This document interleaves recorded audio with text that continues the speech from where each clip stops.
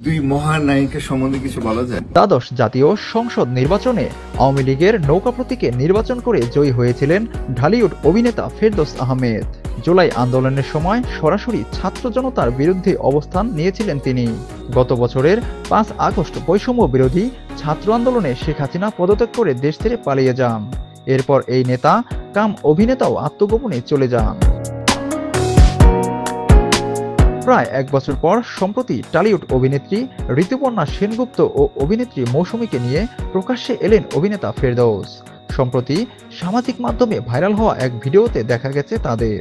সামাজিক মাধ্যমে তাদের বেশ খোশ মেজাজে দেখা যায়। এ সময় ভিডিওতে ফেরদৌস আহমেদ বলেন, এই প্রথমবার তারা একসঙ্গে নিউ ইয়র্কে। এই প্রথম মধ্যে আমরা নিউ ইয়র্কে একসাথে। তিনি বলেন, এই দুই মহান নায়িকার সম্বন্ধে কিছু বলা যায়। আমরা তিনজন প্রচুর কাজ করেছি। আমরা তিনজন শুধুমাত্র একটা সিনেমায় কাজ করেছি। অন্যদিকে মৌসুমী বলেন, অনেকবার চেষ্টা করেছি তিনজন একসঙ্গে আসার জন্য, কখনোই হয়নি। তবে ভিডিওটি কবেকার তা নিয়ে রয়েছে কিছুটা ধোঁয়াশা।